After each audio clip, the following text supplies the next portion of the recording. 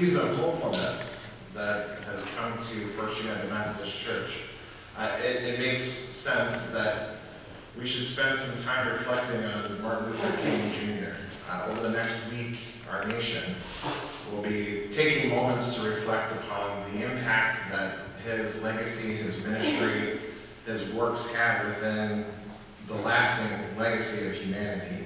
And it makes sense that we should spend some time listening to a man who found hopefulness and faith, even in the face of adversity, persecution. And I'd like to take a moment to read a few pieces of his sermons to you. Not all of them, obviously, because it's too many to list, but as you listen to and you read and you see some of the things that he spoke about and he talked about, there is an underlying current and a pervasive meaning of what it is to be human, and that is love. He believes so firmly in that, and that our service to that love is what makes us a common bond. So I want to read from you a couple of excerpts from a couple of those sermons, and it's my hope that you can draw from these words a sense of purpose and a sense of optimism that we can be agents for change within the world that we exist. In his Nobel Peace Prize acceptance speech, Dr. King explains, sooner or later, all the people of the world will have to discover a way to live together in peace, and therefore transform this pending comic elegy into a creative psalm of brotherhood. If this is to be achieved, man must evolve for all human conflict a method which rejects revenge, aggression, and retaliation. The foundation of such a method is love. In his Christmas sermon on peace, he defines love as follows. Eros is a sort of aesthetic romantic love. Plato used to talk about it a great deal in his dialogues, the yearning of the soul for the realm of the divine. Then the Greek language talks about philia, which is another word for love, and philia is a kind of intimate love between personal friends. This is the kind of love you have for those people that you get along with well, and those whom you like on this level, you love because you are loved. Then the Greek language has another word for love, and that is the word agape. Agape is more than romantic love. It is more than friendship. Agape is understanding, creative, redemptive goodwill toward all men. Agape is an overflowing love which seeks nothing in return. Theologians would say that it is the love of God operating in the human heart. When you rise to love on this level, you love all men, not because you like them, not because their ways appeal to you, but you love them because God loves them. This is what Jesus meant when he said, love your enemies. And I am happy that he didn't say like your enemies, because there are some people that I find it pretty difficult to like. Liking is an affectionate emotion, and I can't like anybody who would bomb my home. I can't like anybody who would exploit me, and I can't like anybody who would trample over me with injustices. I can't like them.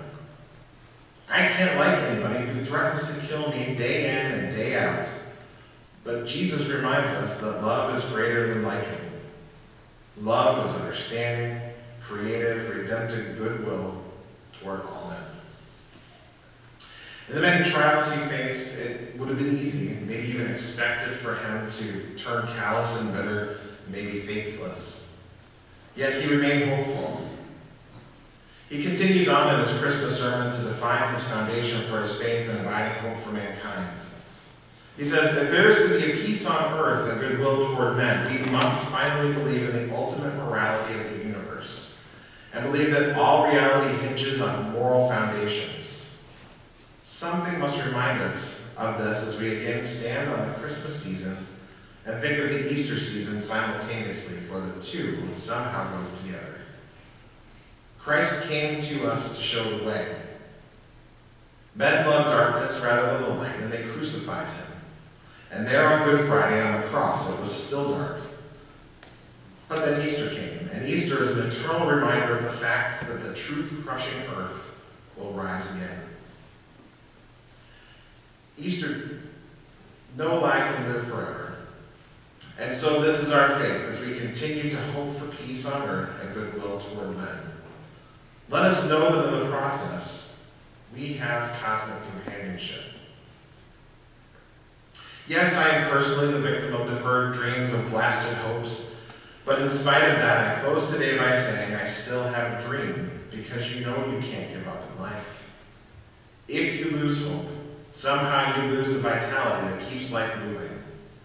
You lose that courage to be that equality that helps you go on in spite of all. And so today I still have a dream. I have a dream that one day men will rise up and come to see that they are made to live together as brothers. I still have a dream this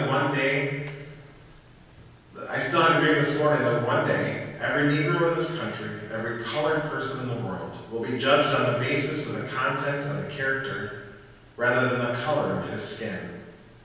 And every man will respect the dignity and worth of human personality. I still have a dream that one day the idle industries of Appalachia will be revitalized, and the empty stomachs of Mississippi will be filled, and brotherhood will be more than a few words at the end of a prayer, but rather the first order of business on every legislative agenda. I still have a dream today that one day justice will roll down like water and righteousness like a mighty stream. I still have a dream today that in all of our state houses and city halls, men will be elected to go there who will do justly and love mercy and walk humbly with their God. I still have a dream today that one day war will come to an end, that men will beat their swords into plowshares and their spears into pruning hooks, that nations will no longer rise up against nations. Neither will they study war anymore. I still have a dream that one day the lamb and the lion will lie down together, and every man will sit under his own vine and fig tree, and none shall be afraid. I still have a dream today that one day every valley shall be exalted, and every mountain and hill will be made low, and rough places will be made smooth, and the crooked places straight, and the glory of the Lord shall be revealed, and all flesh shall see it together. I still have a dream that with this faith we will be able to adjourn the councils of despair and bring new light into the dark chambers of pessimism. With this faith, we will be able to speed up the day when there will be peace on earth and goodwill toward men. It will be a glorious day. The morning stars will sing together, and the sons of God will shout for joy. This capacity for love is not easy. This outlook of hopefulness is not without its doubts and can easily be derailed. In today's gospel reading, James and John made an audacious request of Jesus in exchange for their devoted service and love. They asked that they be seated on the right hand and the left hand of Jesus. Reverend King addresses this in a sermon entitled The Drum Major Instinct. Of course, the other disciples got mad with James and John, and you can understand why. But we must understand that we have some of the same James and John qualities. And there is deep down within all of us an instinct. It is a kind of a drum major instinct. A desire to be out front. A desire to lead the parade. A desire to be first. And it is something that runs a whole gamut of life. And so before we condemn them, let us see that we all have the drum major instinct. We all want to be important, to surpass others, to achieve distinction, to lead the parade. And you know, we begin early to ask life to put us first. Our first cry as a baby was a bid for attention. And all through childhood, the drum major impulse or instinct is a major obsession. Children ask life to grant them first place. They are a little bundle of ego. And they have innately the drum major impulse or the drum major instinct. And now in adult life, we still have it, and we really never get by it. We like to do something good, and you know we like to be praised for it.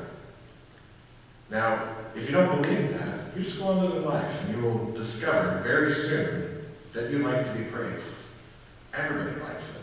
As a matter of fact, Somehow this warm glow we feel when we are praised, or when our name is in print, is something of a vitamin A to our ego. Nobody is unhappy when they are praised, even if they know they don't deserve it, and even if they don't believe it. The only unhappy people about praise is when the praise is going too much towards somebody else. But everybody likes to be praised because this real drum major instinct. It can shake your faith if it's not used properly. It can upend hope. If we don't use it in the service of mankind, it can destroy us. He goes on to say, but God has a way of putting even nations in their place. The God that I worship has a way of saying, don't play with me. He has a way of saying, as the God of the Old Testament used to say to the Hebrews, don't play with me, Israel. Don't play with me, Babylon. Be still and know that I am God. And if you don't stop your reckless course, I'll rise up and break the backbone of your power. But let me rush on to my conclusion because I want you to see what Jesus was really saying. What was the answer that Jesus gave these men? That's very interesting. One would have thought that Jesus would have said, you are out of your place. You are selfish. Why would you raise such a question? But that isn't what Jesus did. He did something altogether different. He said in substance, oh, I see, you want to be first. You want to be great, you want to be important. You want to be significant. Well, you ought to be. If you're going to be my disciple, you must be.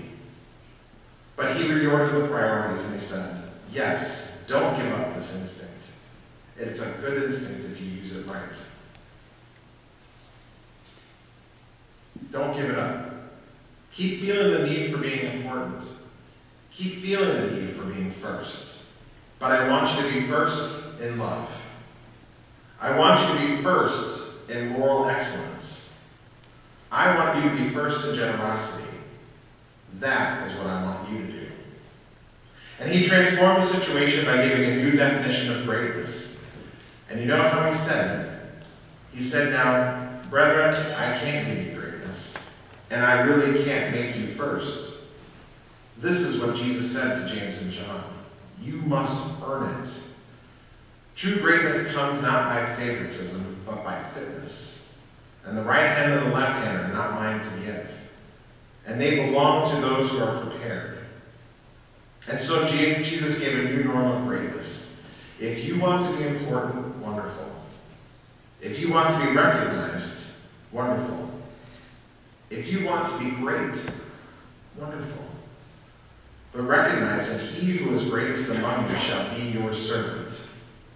That is your new definition of greatness. And this morning, the thing that I like about it, by giving that definition of greatness, it means that everybody can be great.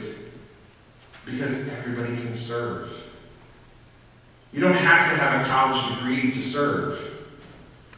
You don't have to make your subject degree with your verb to serve. You don't have to know about Plato and Aristotle to serve. You don't have to know Einstein's theory of relativity to serve. You don't have to know the second theory of thermodynamics and physics to serve.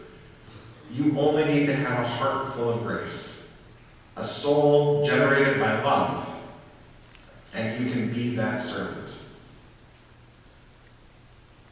This morning, you can be on his right hand and his left hand if you serve. It is the only way in. Every now and then, I guess we all think realistically about the day when we will be victimized with what is life's final common denominator. That's something we call death.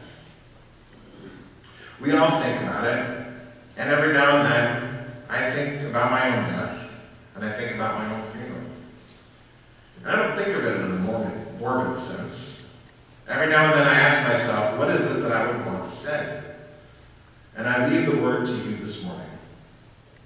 If any of you are around when I meet my day, I don't want a long funeral. And if you get someone to deliver my eulogy, tell them not to talk too long. Every now and then, I wonder what I want them to say. Tell them not to mention my Nobel Peace Prize. That isn't important.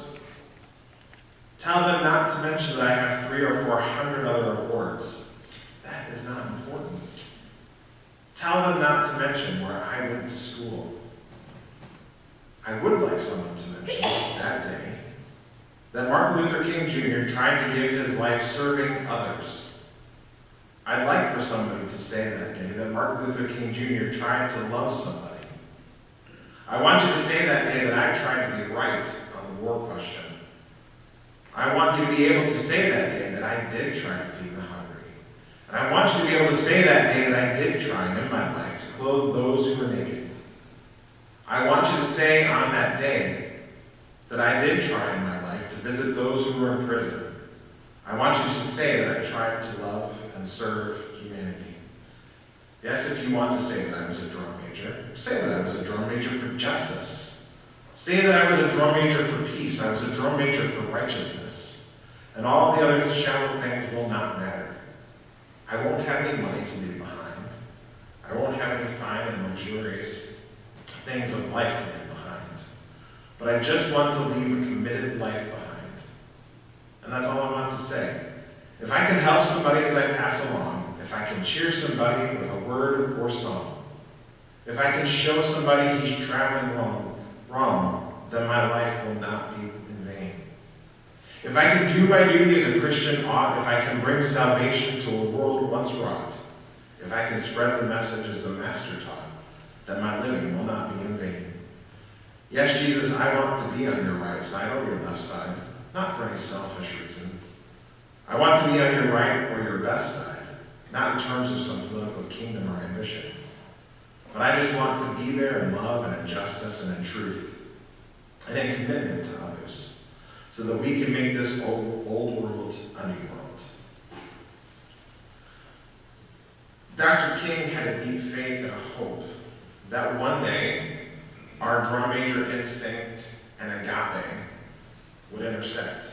And that intersection would find service to each other, service to humanity, and a love for no other reason than the sake of being.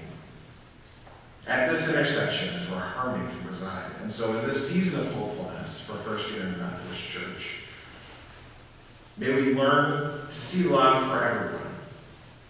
Let us pray that our own drum major in this instinct, in this mission, make us fierce defenders of understanding, creative, and redemptive goodwill toward all mankind. At this time, if we can ask the ushers to come forward.